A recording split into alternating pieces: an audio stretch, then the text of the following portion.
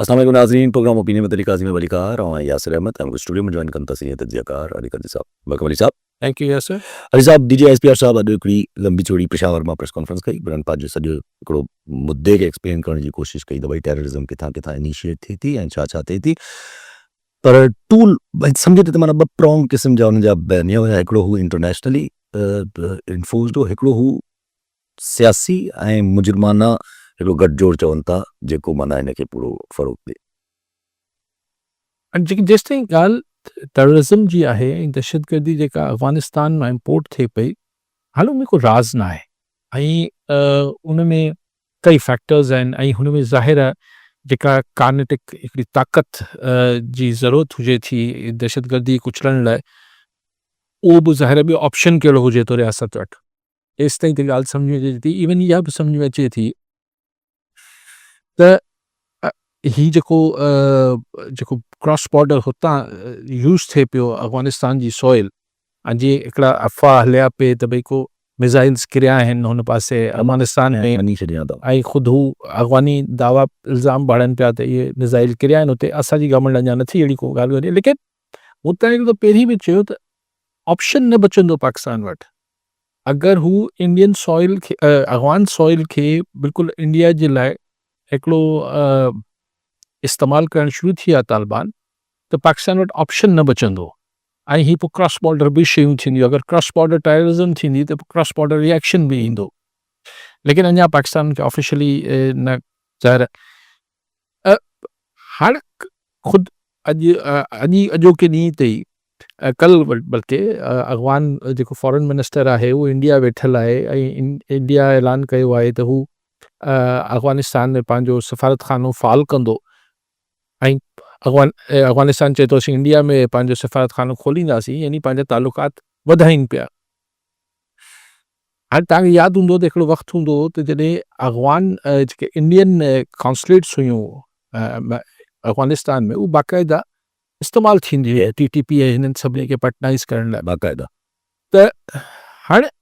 हिन खां पोइ पाकिस्तान वटि ऑप्शन नथा बचनि, लेकिन सवाल इहा आहे ठीकु आहे दहशतगर्दी खे लाइ ताक़त बि खपे, सभु कुझु खपे, पर अॼु जी प्रेस कॉन्फ्रेंस में हिकिड़ो ॿियो पासो जेको हो त हीउ जेको बयानीअ जी जंग आहे, नैरेटिव जी जंग आहे, उन नैरेटिव जी जंग में जेको जेतिरो DG साहब इसरार करे रहिया त हीउ जेको चओ था त डायलॉग थियणु खपे, हीउ जेके चवनि था उहो कीअं मुमकिन आहे, असीं छा क़ाबुल खे वञी मिंथ कयूं त बाबा तव्हां ऐं असां खोड़ दफ़े कोशिशि कई आहे इंगेज करण जी, पर असीं दहशतगर्दनि सां न ॻाल्हाईंदासीं जिन्हनि ऐं इन्ही ज़ाहिर हिन हवाले सां जॾहिं DG ISPR गुफ़्तगू करे रहिया त ज़ाहिर सॼी तनक़ीद बिना नालो खणण जे इमरान ख़ान ऐं PTI ते बि बार बार चवनि पिया एक शख्स बि एक शख्स जेको हो जॾहिं इक़्तिदार जॾहिं रियासत में बि रियासती हैसियत बि रखंदो त ज़ाहिर इमरान ख़ान जो ज़िक्र आहे ऐं उहो ग़लति आहे, ॻाल्हियूं कीअं थींदियूं। ऐं पोइ चई ख़ुदि जनरल फैज़ हमीद जो ज़िक्र थियो जेको सहाफ़ियुनि सवाल कयो त भई DG ISI अॻु आहे, उहो चयो वञे थो त इमरान ख़ान खे बि हू इसरार करे रहिया त ॻाल्हियूं थियणु खपनि जेके दहशतगर्दनि सां ॻाल्हियुनि जी ज़िक्र आहे, त हिननि जो इसरार हो त न हू ग़लति हो ऐं हिकिड़े तरीक़े सां ही गद्दारी जे मुतरादिफ़ आहे जे दहशतगर्दनि सां तव्हां ॻाल्हियुनि वारो नैरेटिव हलायो था, त उहो नैरेटिव या बयानियो जेको आहे मौजूदा मिलिट्री ऑपरेशन लाइ उन्हनि खे मतिलबु कामयाबु न पियो थियणु ॾिए, उहो नैरेटिव बयानियूं। आऊं हिते ॿी बहस के त छॾियूं था त ॻाल्हियूं त आख़िर में इज़राइल ऐं हमास बि कनि था, ॻाल्हियूं त सभई कनि था, लेकिन उन ॻाल्हि ते बहस में नथा पऊं। ऐं इहे सम्झां थो ही जेतिरी शदीद क्रिटिसिज़म हुई ऐं पोइ DG ISPR चयो त इहे बेहूदा सियासत और ये जो ये जेको मतिलबु सियासत जेका फिज़ूल क़िस्म जी थिए पई ऐं छा चई त शोबदेबाज़ी, सियासी शोबदेबाज़ी नहीं चलनी चाहिए। ऐं क्वेश्चन इहो आहे त नैरेटिव्स ते अगरि ॻाल्हि कयूं, बयानीअ ते ॻाल्हि कयूं त ही रियासत जा या हुकूमतनि जा, हाणे मूंखे ही अॼु छाकाणि त DG ISPR जी जेका तशरीह हुई रियासत जी, उहा जेके रिवायती तशरीह हूंदी आहे उन लाइ मुंहिंजे लाइ कंफ्यूज़िंग थी वियो त आख़िर असीं रियासत छा खे चऊं था ऐं हुकूमत छा खे चऊं था, लेकिन बहरहाल उन बहस में बि नथा पऊं। पर अगरि रियासत हुकूमत जो जेको हिकिड़े वक़्त में मौक़ुफ़ हुजे थो या बयानियो हुजे थो या मौक़ुफ़ हुजे थो, अगरि हू वक़्त खां पोइ उहो ग़लति साबित थिए थो त छा हुनजो हुनमहिल कयल उहो इख़्तियार कयल मौक़िफ़ गद्दारी जे मुतरादिफ़ थिए थो। अगरि ईअं हुजे त हीउ जेको अॼु सॼा अॻवान इशू जी जेका बुण बुनियाद आहे उहो ज़ियाउल हक़ जी फॉरेन पॉलिसी विधी ऐं हुनजे बयानीअ विधी, यस ज़ियाउल हक़ जे बयानीअ विधी त हीअ असांजा भाउ आहिनि, मुस्लमान भाउ आहिनि। अॼु जंहिंजे लाइ ख्वाजा आसिफ़ चए थो बाबा असां ठेको खयो आहे, कढो हिननि खे ॿाहिरि। ऐं पंजाब में त वॾो क्रैकडाउन आहे अॻवानियुनि जे ख़िलाफ़, उन कढनि पिया। अलाए सिंध में कॾहिं सिंध में कॾहिं क्रैकडाउन थींदो, उहो हिकु अलॻि पोइ उन ते ॻाल्हायूं था।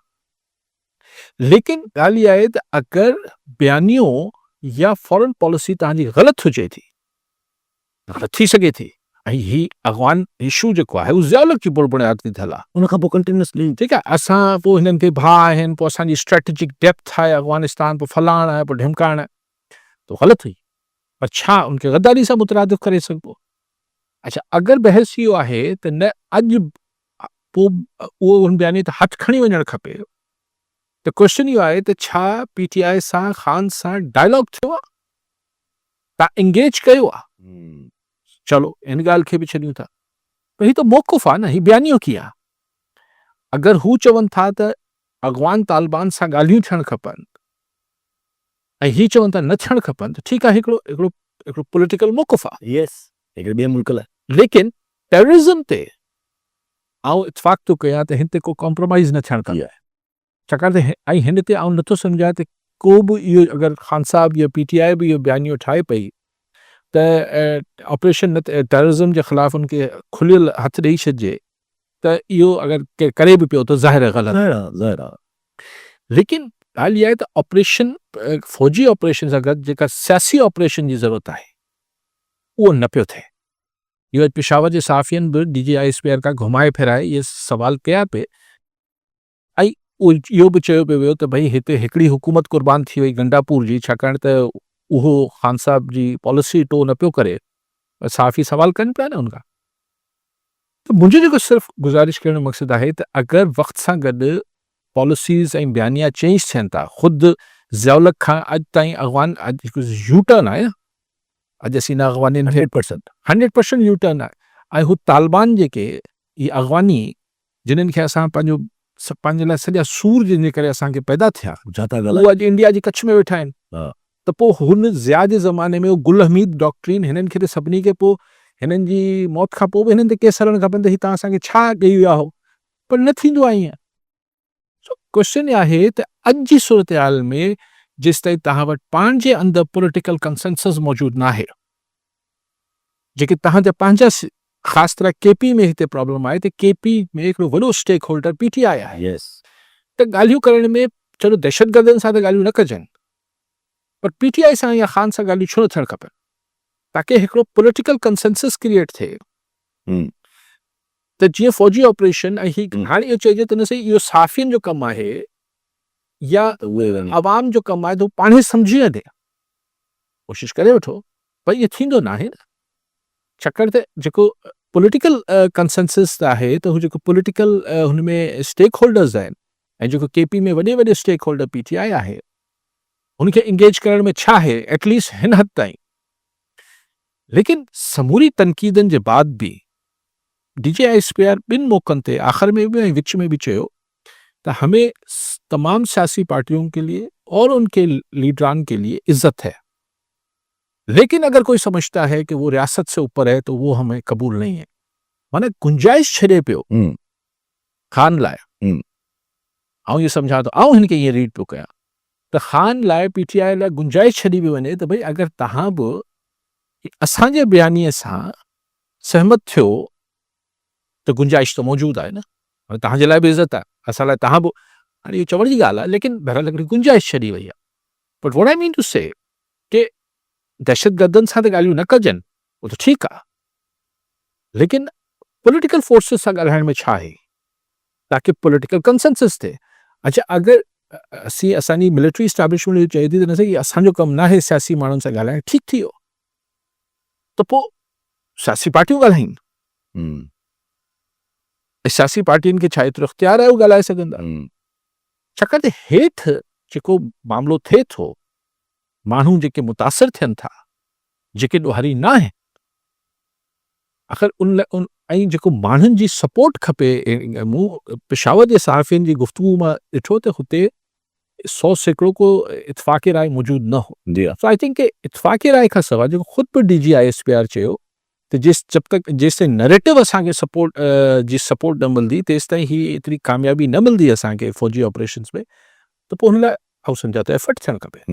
अच्छा पोइ एफर्ट त उहा ई ॻाल्हि आहे न, जॾहिं माण्हू चयो त पोइ एफर्ट त नज़र साम्हूं बीठल आहे, अगरि जे चइजे त हिकिड़े क़िस्म जो, अगरि जीअं चइजे त सियासत बि इन्वॉल्वड आहे त भई तव्हांखे हाणे त इमरान ख़ान साहिबु ॼण फाटा जो ई चीफ मिनिस्टर ॾेई छॾियो, अगरि जे सम्झिजे हिकिड़ो त,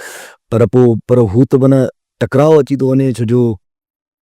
बयानिया ॾाढा स्ट्रॉन्ग आहिनि ॿिन्ही पासनि में।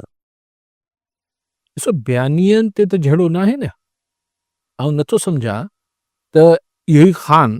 जॾहिं अगरि फैज़ हमीद जनरल फैज़ हमीद जी बयानीअ सां सहमत थी सघे पियो यस ऑब्वियसली।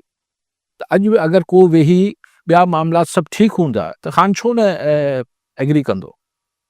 पर अगरि इहो चइजे त न बताओ हिकिड़ी मुफ़्त जी सलाह आहे, उहो त ज़ाहिर ई बहितर सम्झंदा हूंदा छा करिणो आहे, but I just don't understand कि दहशतगर्दनि सां बि न ॻाल्हाइणो आहे, पॉलिटिकल फोर्सिस खे बि सां आइसोलेट करिणो आहे, जेका KP जी वॾी स्टेक होल्डर आहे। ऐं ज़ाहिर आहे तव्हां ॾिसंदो ईंदड़ वक़्तनि में जेकॾहिं एतिरी कैजुअलिटीज़ थियनि पियूं ऐं इंडिया जेतिरो इन्फ्लुएंस करे ही असां वटि अफ़गानियुनि जे ख़िलाफ़ ही जेको ख़ासि तरह पंजाब में त वॾी पैमाने ते निकाली ॾिनी पियो वञे हिननि अफ़गानियुनि खे, सिंध में बि होपफुली कॾहिं न करे हाणे अॼु असांजा होम मिनिस्टर चवनि पिया उन्हनि हिते शादियूं करे वरितियूं आहिनि, तंहिंजे करे मसइला पैदा थियनि पिया। बहरहाल जिन शादियूं न कयूं उन्हनि खे कढी वठो, पर पंजाब में त ॾाढी ईमानदारी सां कमु थिए पियो उनखे कढण लाइ, हिते बि थियणु खपे। ऐं छा हर्ज आहे त सो उनजो रिएक्शन्स ईंदा, ऐं सम्झां थो त अलाह पनाह ॾे, पर दहशतगर्दी ज़ाहिर अफ़गान तालिबान असां सां ईअं बॉर्डर ते अची विड़ी कोन था सघनि, असां वटि हिकिड़ी प्रोफेशनल आर्मी आहे, असां वटि एयर सपोर्ट आहे, त हू असां सां अची बॉर्डर ते त नथा बदमाशी करे सघनि, लेकिन हुननि वटि ही जेको दहशतगर्दी जो टूल आहे हिन लाइ आउं सम्झां थो त ऐं हुन में फ्रंट लाइन सूबो KP आहे ऐं बलूचिस्तान। सो आउं सम्झां थो त इन ॿिन्ही जायुनि ते पॉलिटिकल कंसेंसस जी बि कोशिशि थियणु खपे त जीअं समूरा सिविलियन नॉन सिविलियन फोर्सिस गॾिजी हिन मेनेस जेको दहशतगर्दी जो ही आहे अज़ाब, इन खे गॾिजी मुक़ाबिलो करे सघे। गॾिजी मुक़ाबिलो करे सघनि त पंहिंजा सियासी मामलात हल करे वठनि पहिरियां, पोइ ई मुक़ाबिलो थी सघे थो। वैसे पाण जे अगरि जे ज़ाहिर जी ॻाल्हि आहे, हिकिड़ो आइडियल सिचुएशन में त पाण ॻाल्हायूं था, पर हिन वक़्तु जेका सॉरी तव्हांजी ॻाल्हि कटिया पियो, काफ़ी क्रिटिकल पहिरीं बि रहंदा आया त भई असां वटि एतिरो रोबस्ट जुडिशियल सिस्टम न आहे जेको सज़ाऊं ॾेई सघे ही करे, पर जिथे असां ॾिसूं था त अगरि को तोशाखाना केस हुजे, अगरि को सज़ा ॾियण सियासी मामलात हुजनि त ही सज़ाऊं अचनि थियूं, हिकु हिकु ॾींहं में इमरान ख़ान खे सज़ायूं आयूं आहिनि, त पोइ हू हुननि खे बि त केरु वञी तमामु दलील ॾींदो हूंदो न जज साहिबान खे त हिकु ॾींहं में, 2 ॾींहंनि में, 5 ॾींहंनि में फ़ैसिलो करे वठो, हिते छो न पिया दलील ॾिजनि। माना अहिड़े केसिस में चाहे नवाज़ शरीफ़ खे सज़ा ॾियणी हुजे या इमरान ख़ान खे सज़ा ॾियणी हुजे, या त पोइ उन्हनि मामलनि में त असांजी जुडिशरी ॾाढी फाल थी वेंदी आहे, हिते अलाए छो न थींदी आहे। सियासी माफ़िया DGISPR साहिब चवनि था पिया त उहा इन्वॉल्व थी वञे अहिड़नि मसइलनि में। सियासी जेको बि सियासी मुखालिफ़ आहे वो हर दौर में हिकिड़ी माफ़िया रहियो आहे, मुशर्रफ साहब जे ज़माने में नवाज़ लीग हिकिड़ी सियासी माफ़िया हुई,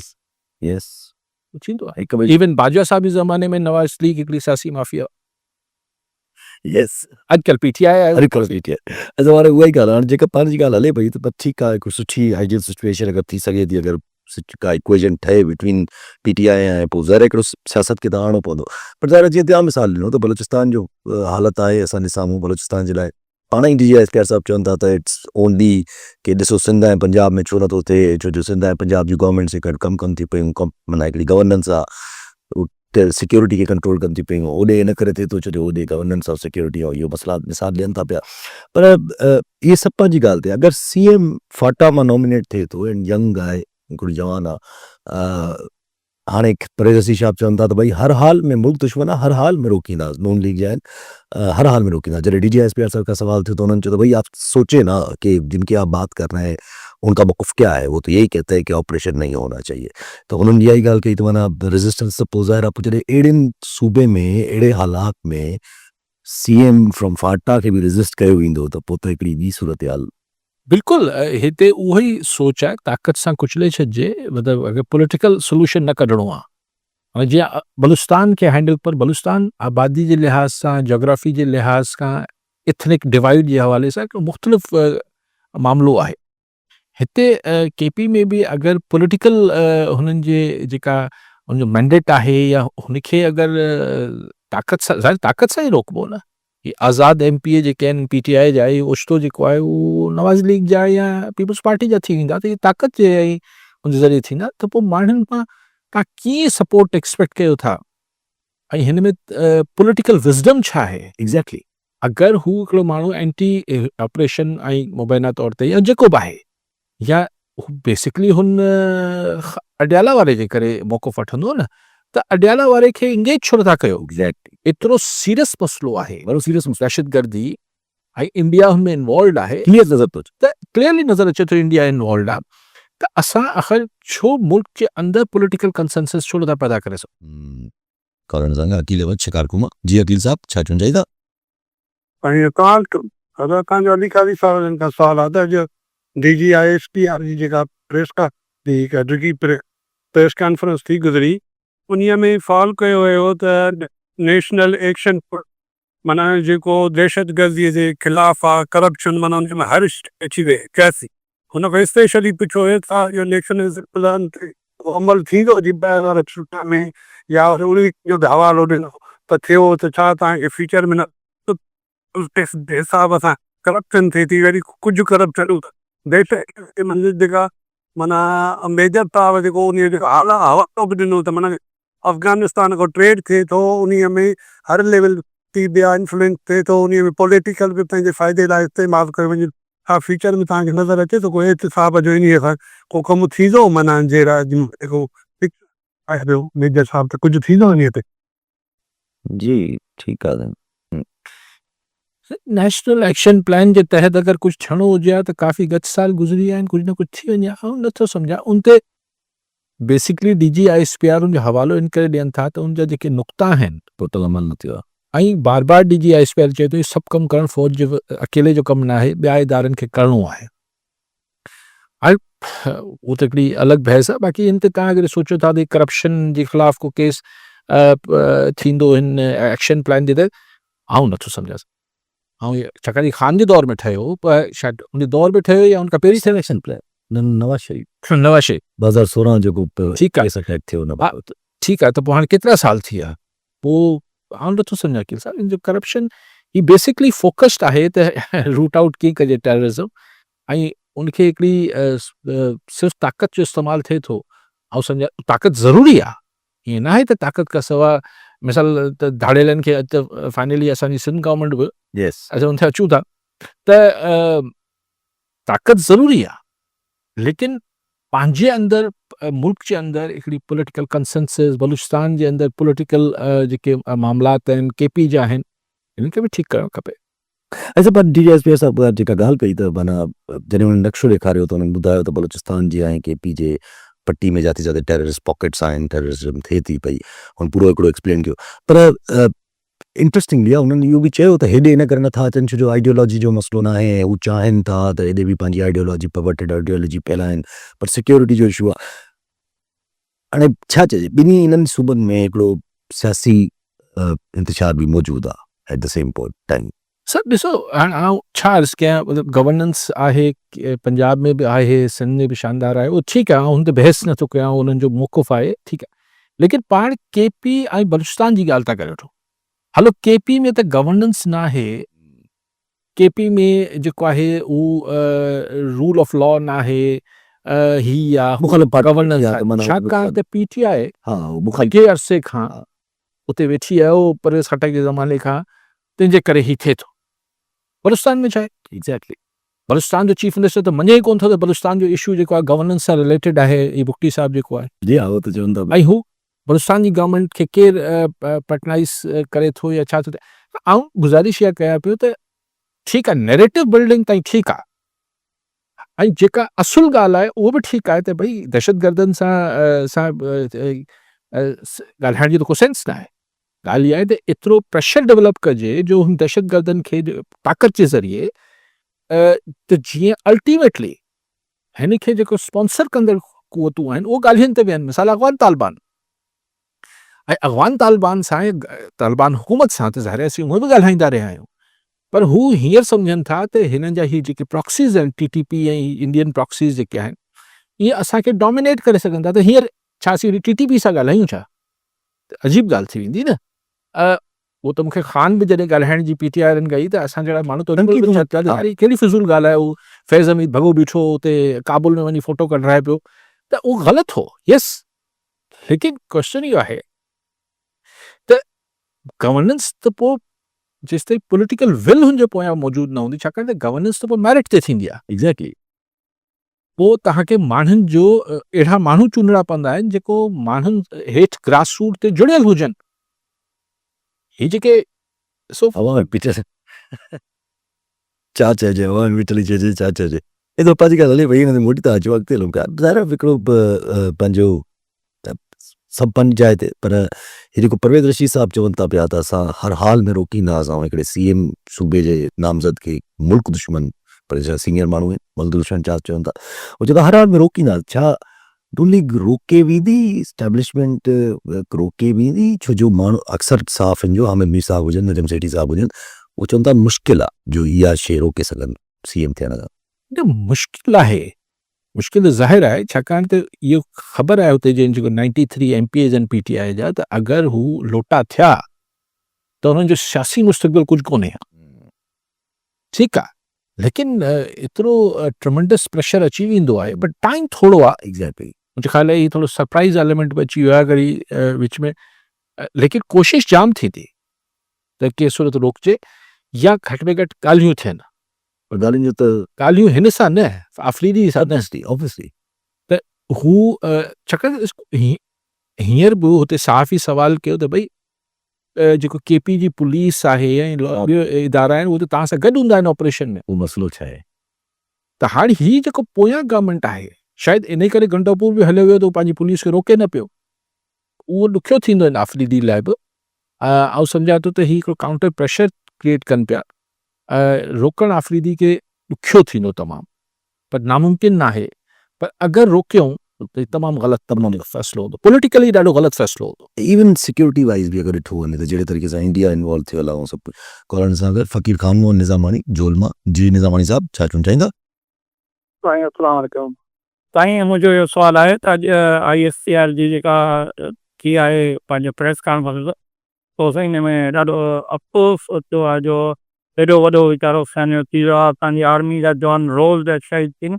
हाणे छा आहे, असांजी जेका सिविल गवर्नमेंट आहे वफ़ाक़ हुजे चाहे सूबाई हुजनि, त उन्हनि को हाणे को अहिड़ो को क़दम खणण जो को प्रोग्राम खयो अॼु मूंखे ॾाढो माना ऐं खुली उन्हनि चयो आहे त बाबा ही सभु असां स्टेक होल्डर थींदासीं, सभिनि जा आङे वहिंवार थींदासीं, तॾहिं वञी जेको आहे सो असां जेको आहे सो हिन दहशतगर्दनि खे कंट्रोल कंदासीं। अॼु बिल्कुलु वज़ाहत चयो वियो आहे। हाणे असांजी वफ़ाक़ गवर्नमेंट ते ऐं असांजी सूबाई गवर्नमेंटनि ते उन में सभई आहे, रुॻो असां हिकिड़े कंहिं सूबे जे लाइ कोन कंदासीं, जो बलोचिस्तान में बि उहा हालत लॻी पई आहे, पंहिंजो होॾां बि आहे, सिंध में बि आहे ॾींहुं कान का बदअमनी आहे, त हाणे ठीकु साईं। त सही था चओ नज़र से, जवान ऑफिसर शहीद पिया थियनि, नुक़सानु पियो थिए तमामु घणो, ऐं सभिनी खे इतफ़ाक़ी राय थियणु खपे, चारई गवर्नमेंट्स खे बि थियणु खपे,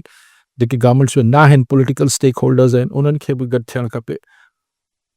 हल त इहो ई आहे। यस, पर ज़ाहिर इंगेज करे ऐं ॻाल्हियुनि कंसेंसस वाइज़ कजे न, हीअं त ऑथोरिटेटिव त न हलंदो। हिते भले अॻिते हलूं, पंहिंजी ॻाल्हि हिते कल्ह बि डिस्कस कयोसि त हालात जेके आहिनि इस्लामाबाद जी तरफ़ जेको आहे वरी ख़राबु थियण वञनि था पिया। अॼु कर्फ्यू नाफ़िज़ थी वियो आहे, इस्लामाबाद बंदि थी वियो आहे, इंटरनेट बि इस्लामाबाद में बंदि आहे, अञा पहुता न आहिनि एहतिजाज में, पर लाहौर में ॾाढो तसादुम बि थी वियो आहे। हिकिड़ो तलाल चौधरी साहब चवनि था त भई असां कहिड़ी बि सूरत में रोकींदा, हर हाल में न अचणु ॾिनो, कंहिं बि हाल में ब्लैकमेल न थीबो।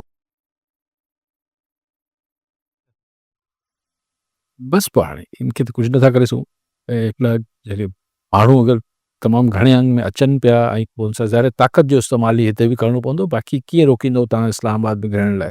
जेके मज़हबी जमात वारा अचनि, यस उनखे तव्हां कीअं रोके सघो था ताक़त खां सवाइ,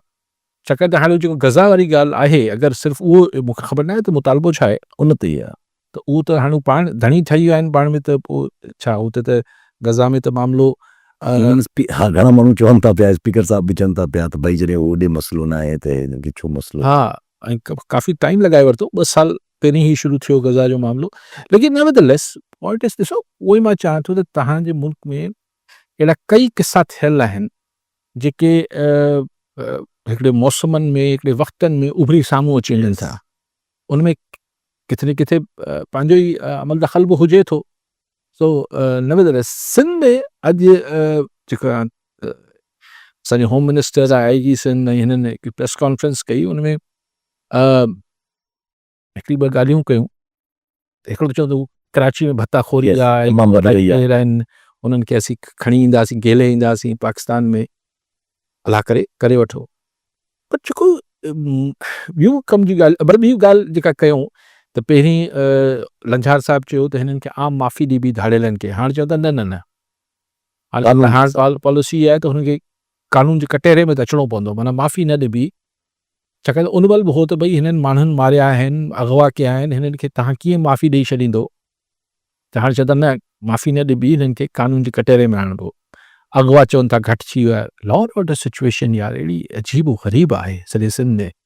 असां त सिर्फ़ु बेंचमार्क अगवा ठाहियल आहे, ऐं असीं चऊं था सिर्फ़ु 3 माण्हू अगवा थिया आहिनि। सिर्फ़ु छा मुराद आहे, प्रिया कुमारी हुन 3 में शामिल आहे या न आहे? एग्ज़ैक्टली, वीचारी हा उहो गुम आहे, ठीकु आहे। ख़बर ई न आहे। सो अहिड़ा कई किस्सा आहिनि। लेकिन जेका ॻाल्हि आऊं जंहिं ते ॻाल्हाइण बि वधीक चाहियां पिए, यासिर साहब, त IG सिंध चयो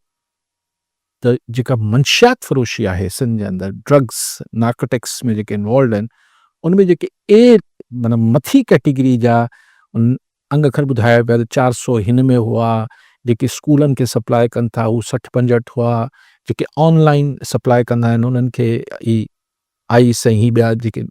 नशा आहिनि उहो 60-65 हुआ। उन मां असां 80% माण्हुनि खे गिरफ़्तार करे, ऐं चई त तव्हां साफ़ियुनि खे तव्हां जांच करे वठो त जेलनि में। त मूं इहो सोचियो पिए त इन जो मतिलबु इहो आहे त अगरि मिसाल 100 अरब रुपए जी मंशियात सॼे सिंध में विकिरो थींदी हुई, मूंखे ख़बर न आहे केतिरी थींदी आहे, मिसाल 100 अरब, 50 अरब, whatever the figure is, I don't know figure छा आहे। अगरि हू मंशियात विकिरो थींदी हुई सिंध में, त माना पोइ 80% जेके मथियां माण्हू आहिनि, अकोल IG साहब त हुन सां मुराद इहा आहे त हू जेके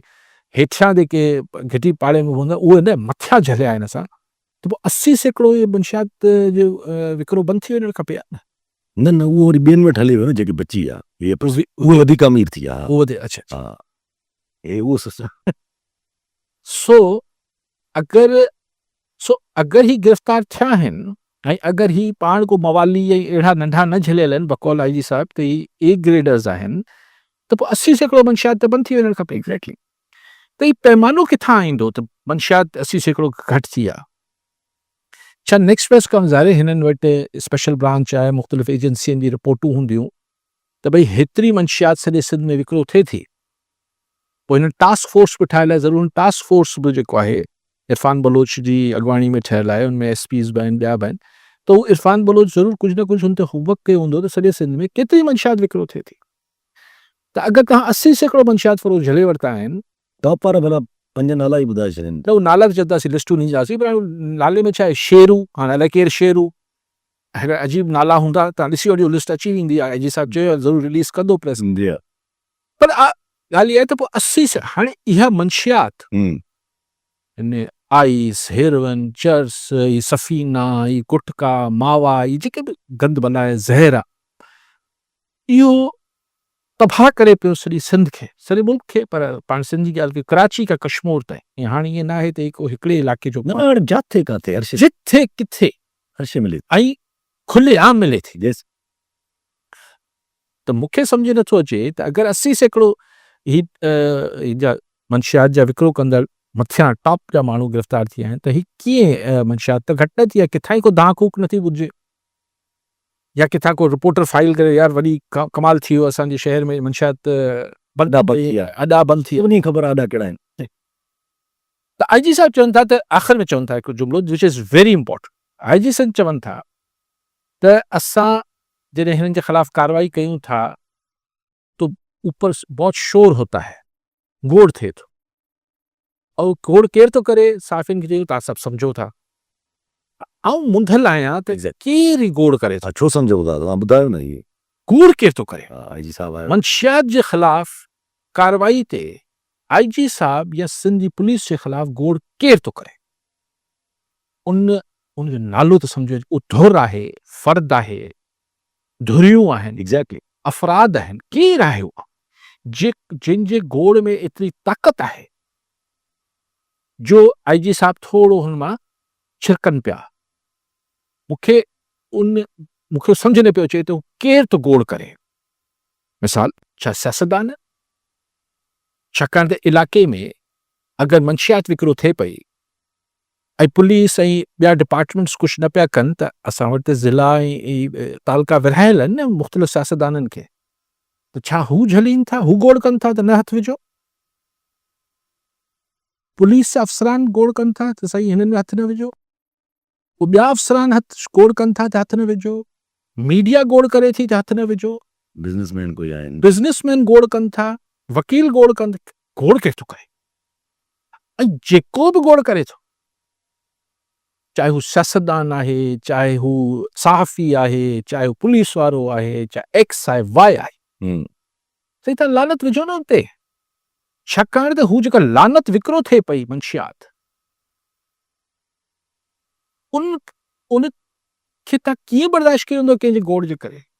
ऐं अगरि हू जेका बि धुर जेका गोड़ करे थी या फ़र्द गोड़ कनि था, अगरि हुननि जे गोड़ में ताक़त आहे त माना पोइ सिंध जा जेके करोड़े माण्हू गोड़ कनि पिया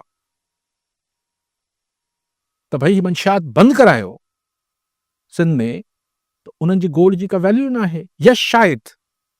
सिंध जा माण्हू ओतिरो गोड़ नथा कनि, जेतिरी तकलीफ़ आहे। तव्हां कंहिं बि ॻोठ शहर जे पाड़े में, हिते नंढे वॾे पाड़े में वञो, नंढे वॾे शहर में तव्हांखे इहो हर ॿिए घर जी कहाणी मिलंदी। ॿियो अनेक मसइला आहिनि, माण्हुनि खे कारी कामण आहे, गुरबत आहे, अलिफ आहे, ॿिए आहे, ॿियूं बीमारियूं आहिनि, पर मंशियात ही लानत तव्हांखे उते कहाणी मिलंदी। त मूं वटि हिते ऑफिस में छोकिरो कमु करे थो, हुनजो पीउ हुनजो पइजी वियो आहे हिन में आइस में। हाणे छा कनि? औलाद आहिनि, हुन पीउ खे अगरि कढी ॿाहिरि था उछलाइनि त मसइलो आहे, घर में अचे थो विढ़े थो, पैसा ॾियो। त हिकिड़ी हर ॿिए घर जी ही कहाणी आहे। त पोइ शायदि सिंध जा माण्हू गोड़ नथा कनि। सिंध जा माण्हू जेके आहिनि उहे हिन जे ख़िलाफ़ एतिरो गोड़ शायदि कनि जो IG साहब खे हुन गोड़ जी, पुलिस खे, गवर्नमेंट खे हुन गोड़ जी परवाह थिए। अगरि को XYZ ॿियो गोड़ करे पियो त हुनजी गोड़ जी आवाज़ हुन दॿिजी वञे। हाणे सिंध जा माण्हू अहिड़ो गोड़ कॾहिं कंदा? न ख़बर। सिंध जे माण्हू अलिज़ाब अहिड़ो गोड़ त शायदि अञा ताईं दाड़ेलनि ते न कयो, वॾनि इशूज़ ते न कयो अहिड़ो गोड़। शुक्र आहे केनालनि ते करे। ॾिसो हाणे हिन में फ़र्क़ु आहे न। ॾिसो धाड़ेल जेके अगवा वारा धाड़ेल जेके ॾोहो त हाणे सॼे सिंध में आहिनि, उहो कुझु इलाइक़नि में वधीक हो। सिंध जे कुझु आउं सम्झां थो उहो बि करणु खपे, लेकिन पर कंदकोट जा माण्हू निकिरंदा हुआ, कश्मीर जा माण्हू निकिरंदा हुआ, सखर जा माण्हू एहतिजाज कंदा। बट ही जेको मंशियात आहे, पूरे सिंध जो मसइलो आहे। तव्हां ठठे में वञो, कराची में वञो, कोरंगी में वञो, लियाकताबाद में वञो, डिफेंस में अचो, ऐं तव्हां कंदकोट हलिया वञो, तव्हां मीरपुर ख़ासि हलिया वञो, जेके थिया। So what I am saying कि हिन ते छो सिंध जा माण्हू उहे रिएक्ट नथा कनि जे ॿियनि इशू। ही एॾी वॾी लानत आहे जंहिंमां जान त छुटणु खपे।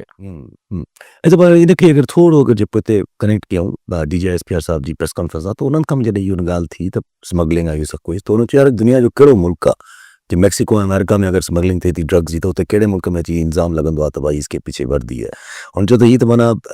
इल्ज़ाम इहो ई हयो त हीअ जेके उतां जा माफ़ियाज़ आहिनि, उतां जा जेके लोकल बोतार आहिनि या चइजे सियासतदान आहिनि या जेको बि आहिनि, उहे इन शइ मां फ़ाइदो वठनि था पिया। ऑब्वियसली ॾिसो को हिकिड़ी धुर बि अगरि वधीक सगारी हुजे त करे सघे थी, लेकिन ही नक्सस सोचे थो। उहो जेके DGSPR ॻाल्हि करण जी कोशिशि करे पियो त चई त मतिलबु नक्सस आहे न। उनमें हाणे कचेदारनि जा माण्हू फ़र्द शामिल हूंदा, इहो नेक्सस ई त फॉर्मेट सॼो मुल्क में हलंदो सॼे मुल्क में आहे मशहूरु थिए न, थो उहो न। त ख़ैर अॼु त DJI त फोकस्ड हो अफ़गानिस्तान ऐं हुन वारी सिचुएशन ते, पर आई एम श्योर कि अगरि हू हुनखां पुछिजे या कंहिंखां पुछिजे त सिंध में मंशियात जो मामिलो कीअं आहे, त ज़ाहिर आहे यही ॿुधाईंदो त हीउ नेक्सस आहे यस हिन में। लेकिन हू नेक्सस जेको आहे उहो करोड़े माण्हुनि खां सघारियो आहे छा? ऐं चाहे त गवर्नमेंट तोड़े सघे थी, ज़ाहिर आहे। अच्छा बट नंढड़ी ॻाल्हि रखी वेठो, ट्रम्प खे न मिलियो नोबेल पीस प्राइज़। तव्हांखे मुबारक वीचारो नटर ॾुक में हूंदो, भिख में हूंदो, चई बीठो मूंखे ॾियो। एतिरा माण्हू मराइण खां पोइ बि हुनखे नोबेल प्राइज़ न मिलियो, इहा त शर्म अचणु खपे, को फिकाई थियणु खपे। एग्ज़ैक्टली हू वेनेज़ुएला जी जेका ख़ातून आहे यस हुनखे वीचारी खे शायदि उमेद बि न हूंदी। एग्ज़ैक्टली उनखे उमेद सो मुंहिंजो ख़्यालु आहे त हीउ जेको नोबेल जो प्राइज़ खे ॾींदड़ कमेटी आहे उनजी क्रेडिबिलिटी वधी हूंदी, त हिकिड़ी जेन्युइन ही ट्रम्प जी ख़्वाहिशनि ऐं उहो पैसा ॾेई ट्रम्प $2 मिलियन ॾेई किथां जाली ठाराए वठे, ॿियो प्राइज़ वठी छॾे, ट्रम्प अवॉर्ड वठी छॾे पंहिंजो। अलाए कीअं इहो मुमकिन थिए न थिए, ज़रा पर हाणे जेको पर मूंखे डपु आहे ईअं न त हाणे गज़ा में हुनजी जेका आहे उहा दिलचस्पी ख़तमु थी वई। इहा ॻाल्हि कई अथई, सवाल थियो त डू यू सी के सीज़ फायर इज़ मुस्तक़िल हल आहे ऐं सीज़ फायर तूं कंट्रोल कराए वञे, अॼु सवाल थियसि ट्रम्प खां, त ट्रम्प चए थो त our first priority is and only releasing of our hostages, इहो चई हलियो पियो। हाणे इहे त ख़ैर पोइ इहे त वरी आउं सम्झां थो, मां तव्हांखे हिकिड़े जुमिले में ॻाल्हि चयां, हाणे ही न नेतन्याहू जी वस जी ॻाल्हि आहे न ट्रम्प जी वस जी ॻाल्हि आहे। यस आउं सम्झां थो त द मिलिट्री माइट, यस जेका वॾी वॾी फ़ौजी ताक़त अमेरिका ऐं Israel together were defeated by the public opinion of the world. दुनिया जी राय आमा हिन दुनिया जी वॾी वॾी ताक़तवर फ़ौजी सघ खे आउं सम्झां थो शिकस्त ॾेई छॾी आहे। हाणे इट्स मैटर ऑफ टाइम, हाणे भले घेल कर, कुझु माण्हू ॿिया मारींदा, ही मुमकिन कोन्हे। हिकिड़ो दफ़ो अगरि ही होस्टेजिस एक्सचेंज थींदा ऐं अगरि इज़राइली फोर्स पीछे पोयां हटे थी ऐं ही इजिप्शियंस ऐं ही सभु घिड़ी वञनि था, पोइ ही बम्बार्डमेंट करण जो मतिलबु थींदो त ही असीं वॾी जंग ॾे हलिया वेंदासीं। आई थिंक के हाणे हू मञी मतिलबु सम्झी त विया आहिनि त हू हराए चुका आहिनि, ही जंग हराए चुका आहिनि, यस हाणे सम्झी चुका आहिनि, हाणे मञण जी सिर्फ़ु देरि आहे, मञी बि वेंदा। एक्सेप्टेंस अचे जेसि ताईं ठीकु आहे। सभु वरी नाज़रीन, अॼु प्रोग्राम जो पूरो थियो, वरी मिलाईंदे प्रोग्राम में दुआ में।